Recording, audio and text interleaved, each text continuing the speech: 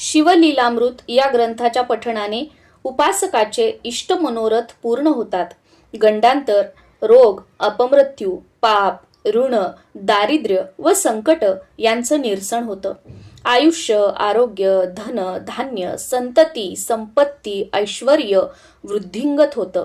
शिवकृपेने जन्ममरणाच्या शृंखला तुटून मोक्ष प्राप्ती होते व मरणोत्तर उत्तम गती मिळते. श्री गणेशाय नमः. श्री शिवलीलामृत कथासार अध्याय पहिला. भगवती सरस्वतींना नमस्कार. श्री गुरूंना नमस्कार. अंबिकासह विराजमान असणाऱ्या सदाशिवांना नमस्कार असो. हे शिवशंकर, तुम्ही ओंकार स्वरूप आहात. तुमचा अंतपार कोणालाही कळत नाही. तुम्ही सर्वांचे आद्य आहात. विश्वाचे आदी बीज आहात. मायेच्या पलीकडचे आहात. तुम्ही ब्रह्मानंदाचे पूर्णत्व आहात. अशाश्वत अशा या सृष्टीत तुम्हीच एकमात्र शाश्वत आहात. तुम्ही गणपतींचे पिताजी आहात. जगाचे गुरु आहात. हे शिवजी, तुम्ही दिव्य ज्योती स्वरूप आहात. सर्वात पुरातन अर्थात सनातन पुरुष आहात. तुम्ही अनादी सिद्ध म्हणजेच स्वयंभू आहात. तुम्ही आनंदरूपी वनात नित्यविहार करता. तुम्ही त्रिगुणात्मक मायेचे चक्र अव्याहत चालवता. उत्पत्ती, स्थिती, लय ही तुमचीच शाश्वत लीला आहे. तुम्ही अव्यय आहात. अविनाशी आहात. तुम्ही अनंत रूपे धारण करता. तुम्ही जगाचे अधिपती आहात. खरे पालन करते आहात. हे शिवजी, तुम्ही तृतीय नेत्राने युक्त आहात म्हणून तुम्हाला विरूपाक्ष म्हणतात. तुम्हाला 5 मुख आहेत. तुम्हीच जीवांच्या सर्व कर्माचे एकमात्र अध्यक्ष आहात. शुद्ध चैतन्य हीच तुमची वास्तविकता आहे. तुम्हीच समस्त विश्वात अंतर्बाह्य भरून आहात.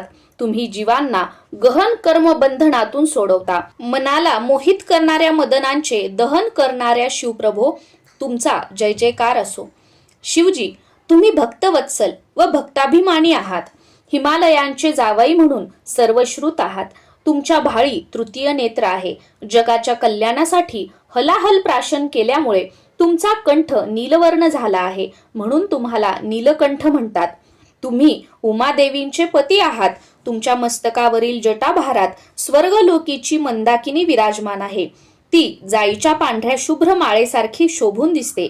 गरुड वाहन विष्णूंना तुम्ही अत्यंत प्रिय आहात म्हणूनच ते तुमचे नित्य ध्यान करतात. तुम्ही यक्षराज कुबेर यांचे मित्र आहात. पराक्रमाचे सूर्य अशीच तुमची प्रशंसा करतात. त्रिपुरासुराचा वध करून ती पदवी तुम्ही सार्थ केली आहे. तुम्ही दक्ष प्रजापतींचा यज्ञ विध्वंसून टाकलात. शिवजी, तुमची अंगकांती कापरासारखी गौरवर्ण आहे. तुमचा भालप्रदेश विशाल असून त्यावर मृगचिन्ह धारण करणारा चंद्र फारच शोभून दिसतो. म्हणूनच तुम्हाला भालचंद्र असेही म्हणतात. तुम्ही भक्तांचे रक्षण करते आहात. जगाच्या हितासाठी तुम्ही विषही प्राशन केले आहे. विश्वातील सर्व घडामोडींना तुम्ही साक्षी असल्यामुळे तुमच्या नकळत असे काहीही घडत नाही. सर्व प्रकारच्या भयांचा नाश करणारे आणि संसारातून मुक्त करणारे असे तुम्ही सर्वांगी नित्य भस्मलेपन करता. शिवजी, विश्वाची उत्पत्ती, स्थिती, संहार याला तुम्हीच कारण आहात. तुम्ही हातामध्ये त्रिशूळ धारण करता.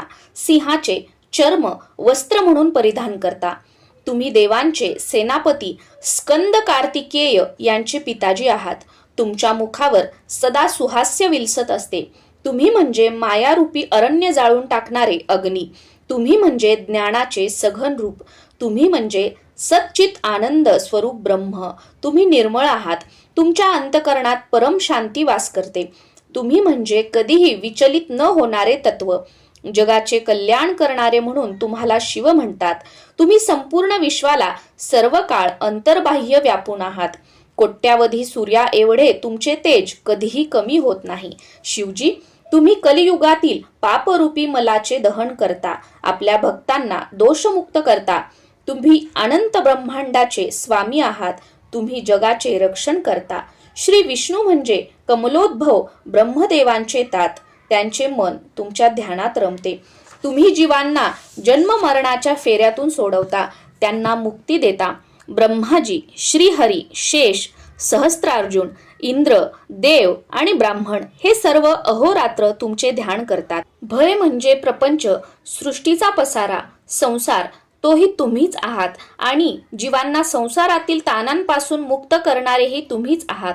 तुम्ही पार्वतींचे पती आहात. तुम्ही स्मशानात म्हणजेच शून्यस्थानी राहता, अर्थात तुमचे अव्यक्त अस्तित्व कोणाच्याही ध्यानात येत नाही. तुम्ही इंद्रियांना अगोचर आहात. वैखरी वाणीने तुमच्याबद्दल कितीही सांगितले तरी तुम्ही तिच्याही पलीकडचे आहात. स्वर्गातील मंदाकिनी ही गंगा नावाने पृथ्वी तलावर आली. तिच्या तीरावर श्री क्षेत्र काशी इथे तुम्ही विश्वेश्वर नावाने विहार वास्तव्य करता. शिवजी, महत तत्वे तुमच्यामध्येच विलय पावतात. तुम्ही सर्वरूपी भूषणे धारण करता. तुम्ही मद आणि गर्वाचे दमन करता. तुम्ही जन्मरहित आहात, अजिंक्य आहात, आनंदरूपी मेघ आहात. तुम्ही ओंकार स्वरूप आहात. गजासुराचे आणि मदनांचे मर्दन करणारे प्रचंड सामर्थ्यवान ईश्वर आहात. तुम्ही या अनंत सृष्टीचा गर्भ अर्थात आदिबीज प्रारंभ आहात. म्हणूनच वेद आणि शास्त्रे अत्यंत आदराने तुम्हाला वंदन करतात. दिशा हीच तुमची वस्त्रे आहेत. तुम्ही अवयवरहित आहात, काळाच्या पलीकडचे आहात. तुम्ही उज्जैन इथे महाकाल नावाने प्रसिद्ध आहात. तुमच्या स्मरणाने मृत्यूचे भय नाहीसे होते. शिवजी, तुम्ही दुर्भाग्यरूपी जंगलाचे भस्म करणारे महान अग्नी आहात. तुमच्या कृपेने भक्तजन भाग्यवान होतात.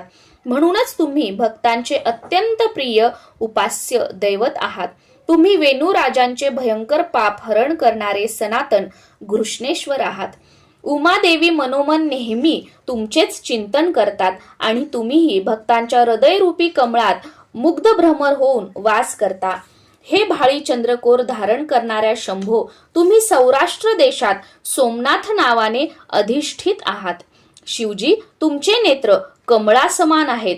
तुम्ही करुणेचे अथांग सागर आहात. तुम्ही रुद्राक्षांची भूषणे धारण करता. तुम्ही महाकाय आहात. तुमचे रूप भयंकर असले तरी तुम्ही अपार तपश्चर्या करणारे सर्वश्रेष्ठ तपस्वी आहात. तुम्ही भीमाशंकर या नावानेही प्रसिद्ध आहात. नागांना अंकित करणारे, नागभूषणे व नागेंद्राची कुंडले धारण करणारे, नागचर्म परिधान करणारे, नागांचे रक्षण करणारे असे तुम्ही गणपतींचे जनक नागनाथ हे नाव धारण करून ज्योतिर्लिंग स्वरूपात राहता. शंभू महादेवा, देवराज इंद्र हे वृत्रासुराचे शत्रू, त्यांचा पराभव करणारे मेघनाद पिता रावण यांना तुम्ही वरदान दिलेत. बाणासुरही तुमची प्रेमाने भक्ती करतात. तुम्ही पंचबाण मिरवणाऱ्या मदनांचा अंत केलात.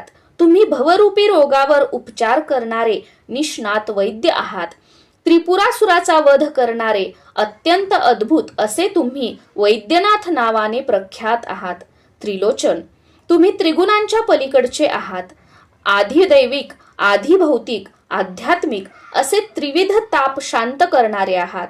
तुम्ही स्वगत, सजातीय व विजातीय अशा त्रिविध भेदांनी रहित आहात. त्रिविध दोषरूपी अग्नी शांत करणारे आहात. म्हणूनच तुम्हाला त्र्यंबक म्हणतात. तुम्ही अत्यंत करुणा येणारे आहात.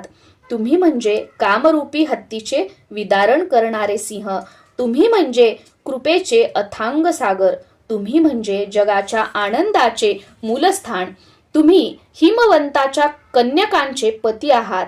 तुम्ही हिमालयात वास करता. हिमकेदार नावाने अत्यंत प्रख्यात असे तुम्ही नित्य अभिनव रूपात दिसता. शिवमहाप्रभू, तुम्ही 5 मुकुट धारण करता. मायेची मलिनता दूर करता. आदी मध्य अंतरहित असे तुम्ही श्री शैल पर्वतावर मल्लिकार्जुन नावाने वास करता. तुमचे श्रेष्ठत्व जाणून वेद अहोरात्र तुमचे गुणगान करतात. तुम्ही इंद्रशत्रू मेघनाद यांचे पिता रावण यांना मारणाऱ्या श्रीरामांना अत्यंत प्रिय आहात. ते दशरथ नंदन तुमच्या समोर हात जोडून उभे आहेत. तिथे तुम्ही रामेश्वर नावाने जगद्गुरु म्हणून नित्य अधिष्ठित आहात. शिवमहात्म्य. शिवजी, अशा प्रकारे तुम्ही सर्वोत्तम असून तुमचे अतर्क्य महात्म्य वेदशास्त्रांनाही वर्णन करता येत नाही. ब्रह्मानंदाचे शिष्य कवी श्रीधर हे प्रांजळपणे मान्य करतात. ते म्हणतात, हे देवाधिदेवा, तुम्ही गुणांचे इतके अथांग सागर आहात की त्यात बुद्धी, चित्त व तर्क कितीही पोहले तरी त्यांना त्याचा पार लागत नाही. हे प्रभू, सुवर्ण पर्वतासह पृथ्वीचे वजन करण्यासाठी एवढा मोठा तराजू मी कुठून आणू? आकाश साठवून ठेवण्यासाठी भांडे कुठून आणू? समुद्राचे पाणी आणि वाळूचे कण कोणत्या मापाने मोजू? सूर्याला पाहण्यासाठी कोणता दिवा आणू? हे आदिनाथ, पृथ्वीचा कागद केला, पर्वतप्राय काजळ समुद्राच्या दौतीत मिसळून शाई बनवली आणि तीत कल्पवृक्षाची लेखणी बुडवून स्वतः सरस्वती लिहायला बसल्या, तरी त्यांनाही तुमचे महात्म्य लिहिता येणार नाही. जिथे शारदांची ही अवस्था तिथे माझे काय? मी तर एक पामर. मग तुमची थोरवी सांगणारी ग्रंथरचना मी कशी करणार? पण हीच गोष्ट तुम्ही स्वतः सिद्धीस न्यायची ठरवून माझ्यावर कृपा केलीत तर अशक्य ते काय? हे ईश्वर, तुम्ही दीनबंधू आहात, करुणा सिंधू आहात. द्वितीयेच्या इवल्याशा चंद्रकोरीला लोक भावभक्तीने जीर्ण वस्त्राची चिंधी वाहतात, त्याप्रमाणे मी अल्पमतीने तुमचे गुणगान करणार आहे. सत्यवतींचे महाज्ञानी पुत्र व्यास हे तुमचे महात्म्य रूपी आकाश भेदत गेले होते, पण त्यांनाही त्यांचा अंत लागला नाही. म्हणूनच ते विनम्र भावाने तटस्थ राहिले. मी तर मंदमती पामर आहे. तुमच्या थोरवीच्या आकाशात कसा संचार करणार? पण तरीही प्राप्त जन्माचे सार्थक व्हावे म्हणून मी तुमच्या गुणांच्या सागरात मासा होऊन विहार करणार आहे. माझ्यावर तुमची कृपादृष्टी असू दे. भगवान शंकरांचा आशीर्वाद. तेव्हा श्रीधर कवींनी केलेली स्तुती व ग्रंथ निर्मिती विषयक त्यांचे मनोगत ऐकून दक्ष कन्यांचे पती श्री शंकर अतिशय संतुष्ट झाले व म्हणाले, तुम्ही माझ्या अद्भुत लीलांचे वर्णन करणारा श्री शिवलीलामृत ग्रंथ लिहिण्यास प्रारंभ करा. त्यात मी प्रासादिक रसपरी पोष करीन. पंडित जसा लहान शिशूचा हात धरून त्याला अक्षरे लिहायला शिकवतो, तसा मी तुमच्या मुखाने माझे समस्त गुण वदवीन. श्रोते हो, व्यासांनी स्कंद पुराणातील ब्रह्मोत्तर खंडात शिवलीलांचे वर्णन केलेले आहे. तोच शिवलीलामृत ग्रंथ होय. त्याच पवित्र कथा मी तुमच्या पुढे सादर करणार आहे, तरी कृपा करून लक्ष द्या. शिवमंत्राचे श्रेष्ठत्व. प्राचीन काळी नैमिषारण्यात फार मोठे यज्ञसत्र चालले होते. त्यावेळी विश्रांतीच्या काळात महामुनी सूत उपस्थित ऋषींना व श्रोत्यांना पुराण कथांच्या माध्यमातून मार्गदर्शनपर उपदेश करत होते. त्यावेळी श्रोत्यांनी विचारलेल्या प्रश्नांनाही उत्तरे देत होते. त्या चर्चासत्राने सर्वांच्या ज्ञानात भर पडत होती. एके दिवशी शौनकादी ऋषी सुतांना म्हणाले, मुनीश्वर, तुम्ही आमच्या चितरूपी आकाशाला प्रकाशित करणारा चंद्रच आहात. आता आमच्या कर्णरूपी चकोरांना तृप्त करा. तुम्ही आपल्या प्रासादिक वाणीने अनेक पुराणे कथन केली आहेत, भगवान विष्णूंच्या लीला सांगितल्या आहेत आणि दशावतारांचे वर्णनही केलेले आहे. तुमच्या मुखातून महाभारत, रामायण, भागवत ऐकून आमचे कान तृप्त झाले आहेत.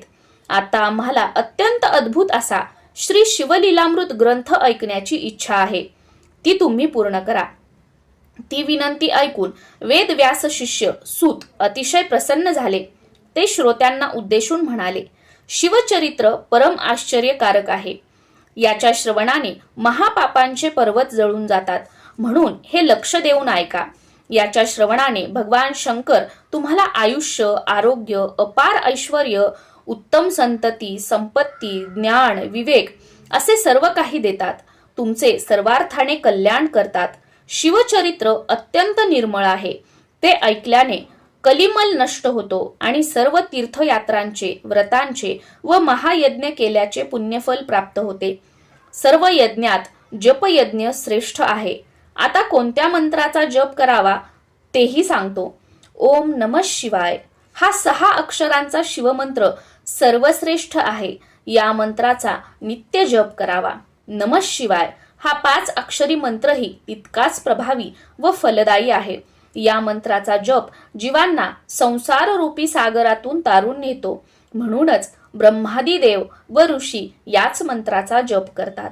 या शिवमंत्राच्या पठण प्रभावाने दुःख, दारिद्र्य, भय, शोक, काम, क्रोध, भेदभाव व पातके यांचा नाश होतो. पाठकाला समाधान प्राप्त होते, धैर्य येते, त्याचे पोषण होते. या महामंत्राचा महिमा अगाध आणि अवर्णनीय आहे. यानेच देवांचे व मुनींचे कल्याण होते. ज्याप्रमाणे नवग्रहात सूर्य श्रेष्ठ आहे, त्याचप्रमाणे मंत्रांमध्ये नमः शिवाय हा मंत्र श्रेष्ठ आहे. ब्रह्मा विष्णू याचाच नित्य जप करतात. शास्त्रांमध्ये वेदांत, तीर्थांमध्ये प्रयाग, क्षेत्रांमध्ये काशी, अस्त्रांमध्ये पाशुपतास्त्र, देवांमध्ये शंकर व पर्वतांमध्ये मेरू पर्वत श्रेष्ठ आहे, तसा मंत्रांमध्ये हा शिवपंचाक्षरी मंत्र श्रेष्ठ आहे. हा मंत्र म्हणजे केवळ चैतन्य असे परमतत्व, साक्षात परब्रह्म. सर्व तीर्थे व्रते याच्यावरून ओवाळून टाकावीत. हा तारक मंत्र म्हणजे आत्मप्राप्तीची खाण, कैवल्य मार्गाला प्रकाशित करणारा सूर्य, अविद्यारूपी घोर अरण्याला जाळून टाकणारा ब्रह्मस्वरूप अग्नी. सनकादिक ज्ञानी याच मंत्राचा जप करतात. स्त्री, पुरुष, गृहस्थ, ब्रह्मचारी, चारही वर्णांचे लोक या सर्वांनी मुख्यत्वे हाच मंत्र जपावा. दिवसा रात्री, जागेपणी, स्वप्नामध्ये, निद्रा घेत असताना, जाता येता, बोलता, भांडता, कार्य करताना या मंत्राचा कोणीही कुठेही कधीही जप करावा. याला कसलाही नियम नाही. या शिवमंत्ररूपी सिंहाची गर्जना कानी पडताच दोषरूपी हत्ती जागीच प्राण सोडतात. त्यांचे क्षणार्धात भस्म होते. हा मंत्र म्हणताना न्यास, मातृकान्यास, विशिष्ट आसन आदी कसलीही आवश्यकता नसते. अहो, प्रेमाने नुसते शिव शिव म्हटले तरी शिवजी समोर उभे राहतात. जे या मंत्राचा अखंड जप करतात त्यांच्यावर त्रिनेत्र शंकर स्वतःच्या शरीराची सावली धरतात. त्यांचे अहोरात्र रक्षण करतात. या मंत्राच्या उपासकांना ते प्रभू मी तुमचा ऋणी आहे असे म्हणतात. पण या महामंत्रांचा गुरुकडून विधीपूर्वक उपदेश घ्यावा. गुरु महात्म्य. आता हे गुरु कसे असावेत तेही सांगतो. ते भगवत भक्ती करणारे, वितरागी, दिव्य ज्ञान असणारे, सर्व कर्मांमध्ये तारतम्याने वागणारे, उदार, दयाळू, मित भाषण करणारे, शांत, मानाची अपेक्षा नसणारे, दांभिकपणा नसणारे, अहिंसक व अत्यंत विरक्त असे असावेत. ही गुणलक्षणे लक्षात घेऊनच श्रेष्ठ गुरूंकडून नमः शिवाय या मंत्राचा उच्चार ऐकावा. हा मंत्र आपल्याला माहीत असला तरी निर्धारपूर्वक गुरुमुखातूनच घ्यावा. मंत्र म्हणता येतो म्हणून याचा उगाच जप केला तरी तो निष्फळच ठरतो. जे कामी, क्रोधी आणि मदोन्मत्त आहेत, ज्यांनी गुरुपदेश घेतलेला नाही, त्यांनी कितीही ज्ञान सांगितले तरी ते व्यर्थच होय. त्यांचे तोंडही पाहू नये. वेदशास्त्रांचे अध्ययन करून ब्रह्मविषयक अपरोक्ष ज्ञान झालेले असले वा संत सज्जन आणि विद्वानांशी त्या संदर्भात कितीही चर्चा केलेली असली तरी सद्गुरूंशिवाय मनुष्य भवसागरातून तरुण जात नाही. किंबहुना प्रत्यक्ष देवांनी येऊन जरी रहस्यमय ज्ञान सांगितले तरी सद्गुरूंना शरण गेल्याशिवाय तरणोपाय नाही. उपनयन झाल्याशिवाय गायत्रीचा जप करतो तो भ्रष्ट आणि अपवित्र होय. वराशिवाय वराड जसे निरर्थक तसाच हा प्रकार. एखाद्याने अनेक ग्रंथ वाचले तरी त्याचा गर्भवास चुकत नाही. म्हणूनच ज्याला स्वतःचा उद्धार करून घ्यायचा आहे त्याने संप्रदायाची परंपरा असलेल्या सद्गुरूंना निर्धाराने शरण जावे. ज्यांचा पूर्ण संप्रदाय अर्थात गुरु परंपरा ज्ञात नाही अशांना गुरु करू नये.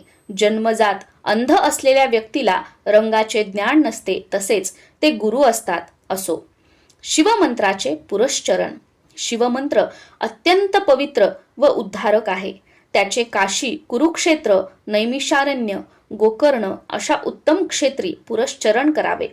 परमपवित्र शिवस्थाने, विष्णुस्थाने इथे या मंत्राचा सप्रेम जप करावा. याच संदर्भात एक पुरातन कथा सांगतो, ती ऐका. शिवमंत्राचे महात्म्य सांगणारी ही कथा आस्थेने श्रवण करावी. हिच्या आशयावर चिंतन मनन करावे. हिला अनुमोदन द्यावे. त्यायोगे शिवकृपेने सर्व पापे नष्ट होतील. शिवमंत्राच्या प्रभावाची प्रत्यक्ष अनुभूती येईल. ब्रह्महत्यारा असो, वाटमाऱ्या करणारा असो वा कोणी तामसी वृत्तीचा असो, या कथेच्या श्रवणाने सर्वच पावन होतात. दाशार्ह राजाची कथा. फार पूर्वी मथुरा नगरीत परमपवित्र यादव वंशातील दाशार्ह नावाचे भूपती राज्य करत होते. ते उदार व सुलक्षणी होते. सर्व राजे त्यांचे स्वामित्व मान्य करत असत, त्यांना कारभार देत असत आणि त्यांना वंदन करत असत. त्यांच्या पुढे नतमस्तक होताना त्या राजांच्या मुकुटातील रत्नांचा प्रकाश त्या महाराजांच्या चरणावर पडत असे. अशा प्रकारे त्या श्रेष्ठ भूपतींनी समस्त भूतलावर आपल्या सत्तेचे जणू पांघरूणच घातले होते. त्यांच्या यशकीर्तीची धवल पताका शरद ऋतूतील पूर्णचंद्राप्रमाणे शोभत असे. अर्थात त्यांची कीर्ती निष्कलंक व निर्दोष होती. सर्व प्रजाजन व ब्राह्मण त्यांच्या कल्याणाचे शुभचिंतन करत असत. शुद्ध पक्षातील द्वितीयेपासून चंद्राची कला जशी वाढत जाते तसे त्यांचे ऐश्वर्य दिवसेंदिवस वाढत होते. ते विष्णूसारखे सुंदर व तेजस्वी होते. ते सद्बुद्धीरूपी धर्मपत्नीशीच प्रेमळ वार्तालाप करायचे. दुर्बुद्धीरूपी दासीकडे ते ढुंकूनही पाहत नसत. त्यांनी दानरूपी शस्त्राने समस्त याचकांचे दारिद्र्य नष्ट केले होते. ते परशुरामांसारखे महापराक्रमी होते. कुऱ्हाडीचे घाव घातले तरी वृक्ष जसा अचल असतो तसे रणांगणात ते निर्भयपणे उभे राहायचे. ते शत्रूंना प्रलय काळाचा अग्नीच वाटायचे. कोणीही त्यांच्या समोर टिकत नसे. त्यांना 14 विद्या व 64 कला अवगत होत्या. त्यांचे मधुर व गंभीर बोलणे ऐकून प्रजाजनांना आनंद होई. त्यांची अफाट सेना पाहून सागरही भयभीत व्हायचा. त्यांनी दिलेला शब्दही आकाशातील ध्रुवाप्रमाणे अढळ व अचल असे. काशीच्या राजांच्या रूपवती कन्या कलावती या दाशार्ह राजांच्या पत्नी. सरस्वतींनाही त्यांच्या अप्रतिम सौंदर्याचे वर्णन करायला आवडायचे. कलावती या लावण्यरूपी सागरावरची एक लाटच होत्या जणू. त्यांचे डोळे हरिणाच्या डोळ्यासारखे होते. ओठ प्रभातीच्या सूर्यबिंबासमान लाल होते. त्या मृदू भाषण करणाऱ्या होत्या. त्यांचा स्वर कोकिळ पक्षाप्रमाणे मधुर होता. त्यांची चाल हंसासारखी डौलदार व कंबर सिंहाच्या कमरेसारखी बारीक होती. त्यांचे मुख पौर्णिमेच्या चंद्रासारखे तेजस्वी होते. त्यांची वेणी पाहून वाटायचे हा मोठा काळा भुजंग तर नव्हे. त्यांच्या सौंदर्यामुळे त्यांनी धारण केलेल्या अलंकारांनाच शोभा यायची. त्यांचे दात हिऱ्यासारखे झळकायचे. त्यामुळे त्या बोलू लागल्या की भोवताली मंद प्रकाश पडे. त्या सर्व कलांमध्ये निपुण होत्या. त्यामुळे त्यांचे कलावती हे नाव सार्थ होते. सौंदर्याच्या खाणीतील सर्वोत्तम रत्न अशा त्या राणी व्यवहार चतुर व हुशार होत्या. त्यांच्या अंगाचा सुगंध सर्वत्र दरवळत असे. त्यांच्या मुखचंद्राकडे कितीही पाहिले तरी राजांचे समाधान होत नसे. त्यांचे डोळे भ्रमर होऊन त्यांच्या सौंदर्यरूपी कमळावर रुंजी घालत असत. एके दिवशी राजांचे मन सारखे कलावतींकडे धावत होते. त्यांच्याशी सहवास करण्यासाठी ते आतुर झाले होते. त्यांनी त्यांना बोलावणे धाडले, पण त्या आल्या नाहीत. त्यांच्याशी प्रणय चेष्टा करायला आसुसलेले ते महाराज अक्षरशः जाळ्यात सापडलेल्या माशासारखे तळमळत होते. शेवटी ते स्वतःच उठून त्यांच्या महालात गेले, पण त्यांना पाहून त्या प्रसन्न झाल्या नाहीत. ते त्यांना म्हणाले, हे राज्ञी, हे शृंगारलतिका कलावती, या माझ्याजवळ या. तुमच्या शुभलक्षणी शरीराने मला आलिंगन द्या. तुमच्या सहवासासाठी मी आतुर झालो आहे. मला अंगसंग देऊन संतुष्ट करा. मला नाराज करू नका. या मिलनातून तुम्हाला एक उत्तम पुत्र होईल. त्याला पाहून सर्वांना अत्यानंद होईल. तेव्हा त्या म्हणाल्या, स्वामी, मला क्षमा करा. मला स्पर्शही करू नका. आज तुमची इच्छा मी पूर्ण करू शकत नाही. ते म्हणाले, का बरे? माझ्यावर रुसल्या आहात काय? त्या म्हणाल्या, आपल्या प्रिय व्यक्तीवर कोणी रागावतो काय? मी शिवजींची उपासना करत असल्यामुळे व्रतस्थ आहे, म्हणून तुमच्याशी रममाण होऊ शकत नाही. ते म्हणाले, असं काय करता? तुमच्या सहवासासाठी मी व्याकुळ झालो आहे. तेव्हा त्यांनी त्यांना समजावले व म्हणाल्या, महाराज, धीर धरा. माझा व्रत नियम मोडायला सांगू नका. स्त्री रोगिष्ट, गर्भवती, ऋतुमती, उपाशी, व्रतस्थ, वृद्ध वा अशक्त असेल तरी ती भोगू नये, हे मी तुम्हाला सांगायला नको. पर्वकाळ व व्रतांचे दिवस नसतील तर उत्तम काळी उत्तम भोजन करून मगच स्त्रीसंग करावा.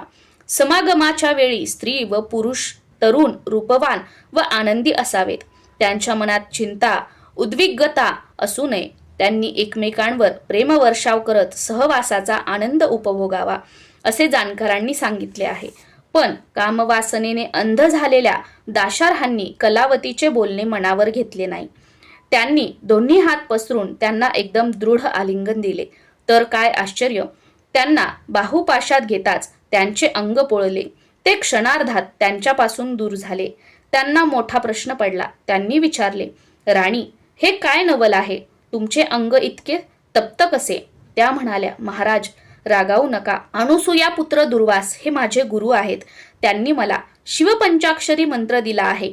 त्या गुरुपदिष्ट मंत्राचा अहोरात्र जप केल्याने मी पावन झाले आहे. माझे शरीर तप्त नाही, ते अत्यंत शीतल आहे.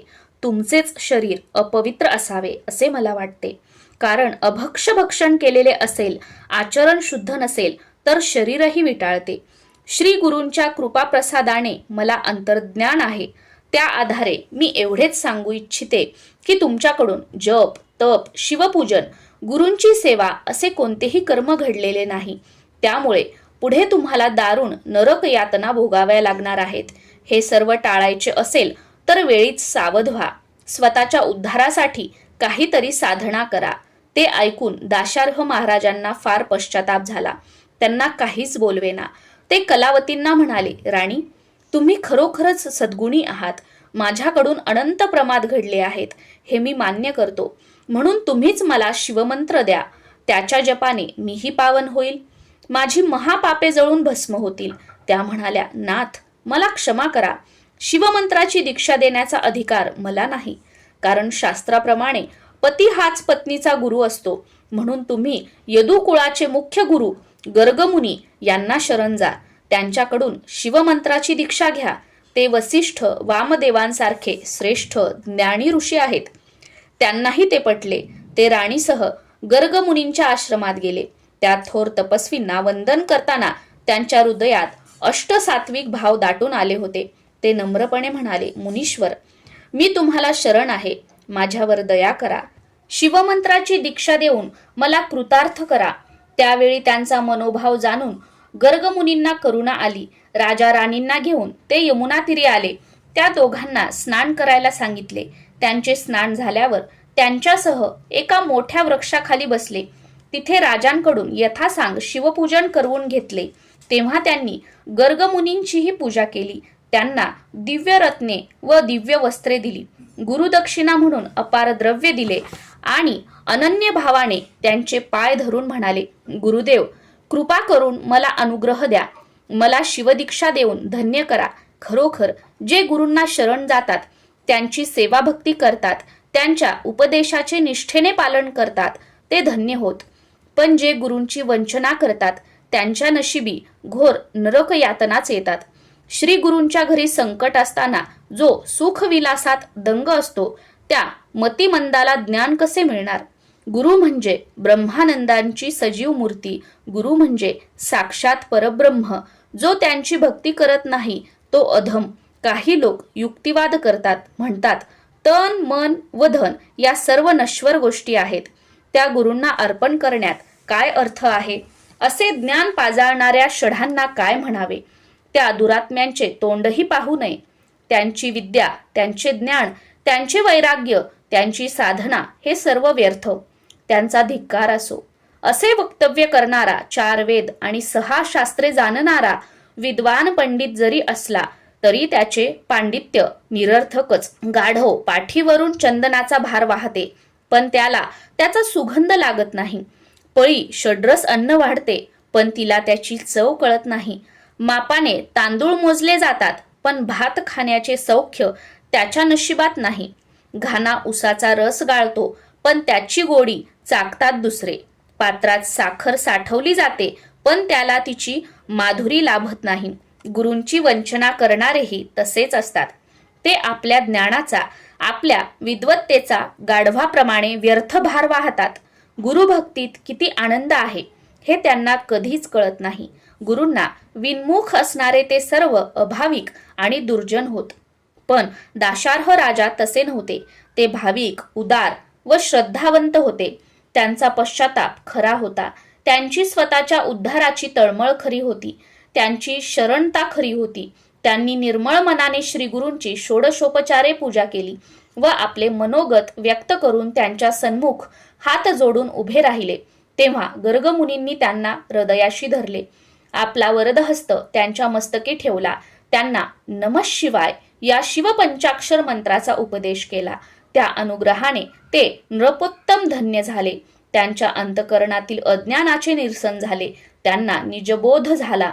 त्याच वेळी एक आश्चर्य घडले. अत्यंत अद्भुत अशा त्या महामंत्राचे सामर्थ्य तर पहा. गुरुमुखातून शिवनाम श्रवण करताच त्याची धग असह्य होऊन राजांच्या शरीरातील असंख्य पापे कावळ्यांच्या रूपाने त्यांच्या देहातून तडफडत बाहेर पडली. त्यापैकी कित्येक कावळ्यांचे पंख जळून गेले होते, तर कित्येक कावळे बाहेर पडता पडता भस्मसात झाले होते. किंचित अग्नी पडताच शुष्क काटेरी झाडांचे वन जसे जळून जाते, तसे शिवमंत्राच्या प्रभावाने त्या राजांच्या शरीरातील सर्व पापे काकरूपाने जळून गेली. ते दृश्य ते स्वतः आश्चर्याने पाहत होते. ते कावळे निघून जाताच आपला देह देवांसारखा दिव्य झाला आहे हे त्यांच्या लक्षात आले. त्यांना अतिशय आनंद झाला आणि जे पाहिले ते सत्य होते की भ्रम हेच त्यांना कळेना. त्यांनी गर्गमुनींना विचारले, मुनिश्रेष्ठ, माझ्या देहातून इतके असंख्य कावळे कसे निघाले? माझे रूप इतके दिव्य कसे झाले? ते म्हणाले, राजा, शिवनामाच्या प्रभावाने तुमची अनंत जन्मीची पापे जळून भस्म झाली आहेत.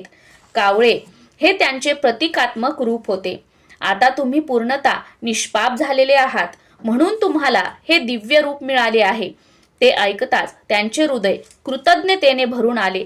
ते अत्यंत प्रेमाने गुरुस्तवन करू लागले व म्हणाले, गुरुदेव, तुम्ही धन्य आहात. धन्य धन्य तो शिवमंत्र. तुम्ही पंचमहाभूतांची झाडणी करून मला सावध केलेत. माझ्या अन्नमय, प्राणमय, मनोमन आणि विज्ञानमय या चारही देहांचे निरसन करून मला पावन केलेत. 25 तत्वांचा समूह असलेले हे शरीर व याला क्रमप्राप्त असलेले जन्ममरण या दुष्टचक्रात मी अनंत काळ सापडलो होतो. क्रोधरूपी महिषासूर मला ग्रस्त करायचा. कामरूपी वेताळ मला घुसळून काढायचा. आशा, इच्छा, तृष्णा, कल्पना, भ्रांती, विस्मृती, वासना अशा नानाविध यक्षिणी व जखिनी माझी विटंबना करायच्या. हा सगळा मायेचा पसारा, याचे तुम्ही क्षणार्धात निरसन केलेत. तुम्ही किती दयाळू आहात. पंचाक्षरी मंत्रही किती श्रेष्ठ आहे. त्याचा उपदेश करून तुम्ही मला उपकृत केलेत. त्या मंत्र प्रभावाने मला सहस्त्र जन्माचे ज्ञान झाले. मी केलेली सर्व पापे काकरूपाने जळून गेली, तेही प्रत्यक्ष पाहिले. प्रत्येक जन्मात मी अनेक दुष्कृत्य केली आहेत. कधी सुवर्ण चोरले, कधी अभक्षभक्षण केले, कधी मद्य प्यायलो, कधी परस्त्रीशी संबंध ठेवले, तर कधी गुरुनिंदेसारखे महापाप केले. गोहत्या, ब्रह्महत्या, स्त्रीहत्या, गुरुहत्या, अधर्माचरण, ब्राह्मणांचा छळ, परनिंदा, पशुहिंसा, अयोग्य स्त्रियांशी गमन, तर कधी धर्माचा लोप केला. काय हे दुष्कर्म! मी मित्रांचा द्रोह केला, गुरूंचा, विश्वाचा, इतकेच नव्हे तर वेदांचाही द्रोह केला. मी मंदिरे पाडली, कोणाला छळून त्याचा वंशनाश केला व अन्नदान करताना दुष्टाव्याने पंक्तिभेद केला. अधिक काय सांगू, मी शिव आणि विष्णू यांच्यातही भेदभाव केला. मी दुसऱ्याचे ज्ञान माझे म्हणून सांगितले, ग्रंथांची चोरी केली, पक्षांना ठार मारले आणि पाखंड मते मांडून मिथ्यावाद घातला. मी तू असा भेदभाव केला. भ्रष्ट अशा साधन मार्गांचा पुरस्कार केला. मी स्त्रीलंपट होतो, दुराचारी होतो. मी उपकारकर्त्यांशी कृतघ्नपणा केला, दुसऱ्यांचे द्रव्यहरण केले. मी भ्रष्ट कर्माचे आचरण केले, तीर्थांची निंदा केली, स्वतःच्या स्वार्थासाठी गुरूंचा छळ केला, मातापित्यांची हत्या केली, दीनदुबळ्यांना मारले, सज्जनांना त्रास दिला, उभी पिके जाळली, गोत्रातील लोकांचा वध केला, प्रत्यक्ष बहिणीला जीवे मारले, सर्वांशी दुष्टपणा केला, कन्या, गायी, घोडे, रस यांचा विक्रय केला, गावेच्या गावे जाळली, भ्रूण हत्या केल्या, अनेकदा आत्मघातही केला. गुरुदेव, ही माझी जन्मोजन्मीची महापापे होती. क्षुद्र पापांची तर गणतीच होऊ शकत नाही. तथापि काहीतरी पुण्य गाठीशी होते म्हणून हा नरदेह लाभला. राज्यपद मिळाले. गुरुप्रताप प्रत्यक्ष अनुभवता आला. सर्व पापातून मुक्त झालो. देह शुद्ध झाला, मन शुद्ध झाले आणि माझा उद्धार झाला. श्री गुरूंच्या प्रसादाने भवसागर तरलो. अशा प्रकारे दाशार्ह राजांनी गर्गमुनींची अपार स्तुती केली आणि त्यांचा निरोप घेऊन ते मथुरेस आले. राणी कलावती खरोखर चतुर होत्या. त्यांनी आपल्या स्वामींचा उद्धार केला. नंतरच्या काळात ते भूपती गुरुपदिष्ट शिवपंचाक्षर मंत्राचा नित्य जप करू लागले. त्यामुळे शिवकृपेने त्यांचे राज्य वाढले. तिथे कधीही दुष्काळ पडला नाही. धनधान्याची संपन्नता आली. वैधव्य, अपमृत्यू, रोगराई या गोष्टी हद्दपार झाल्या. लोक सुखी झाले. त्यानंतर कलावतींना आलिंगन देताना दाशार्हांना कधीही दाहकता जाणवली नाही. त्यांनी लोकांना शिवभक्तीला लावले. शिव उपासनेसाठी प्रोत्साहित केले. त्या देशामध्ये घरोघरी शिवपूजन, शिवकीर्तन, रुद्राभिषेक व ब्राह्मण भोजने होऊ लागली. अशा प्रकारे त्या राजांनी प्रदीर्घ काळ सुखाने राज्य केले व प्रजेला आनंदात ठेवले. दाशार्ह राजांचे हे आख्यान जे लिहितील, ऐकतील, वाचतील, या ग्रंथाचे संरक्षण करतील, याच्या पठणाला प्रोत्साहन देतील, त्यांचा प्रपंच सुखाचा होईल. त्यांना कसलीही कमतरता भासणार नाही. भगवान शंकर स्वतः त्यांचे रक्षण करतील. जे लोक शिवमहात्म्य वर्णन करतील ते धन्य होतील. या पुढील कथा अमृतापेक्षा गोड आणि सुरस आहे. चतुर पंडित, प्रेमळ गुरुभक्त आणि ज्ञानीजन ती श्रवण करोत. पूर्ण ब्रह्मानंद स्वरूप असे ते शूलपाणी श्रीधर कवींच्या मुखाने स्वतःच ही कथा वदवून घेत आहेत. यात संशय नाही. श्रीधरांना वरदान देणाऱ्या पांडुरंगांनीही आपल्या मस्तकी शिवलिंग धारण केले आहे. ब्रह्मानंद हा परिपूर्ण व अभंग असतो. त्याचा कधीच बेरंग होत नाही. स्कंद पुराणातील ब्रह्मोत्तर खंडात असलेला शिवलीलामृत हा कथाभाग सज्जनांनी नेहमी श्रवण पठण करावा, अशी विनम्र प्रार्थना आहे. अध्याय पहिला समाप्त. श्री सांब सदा शिवार्पणमस्तु. ओम नमः शिवाय.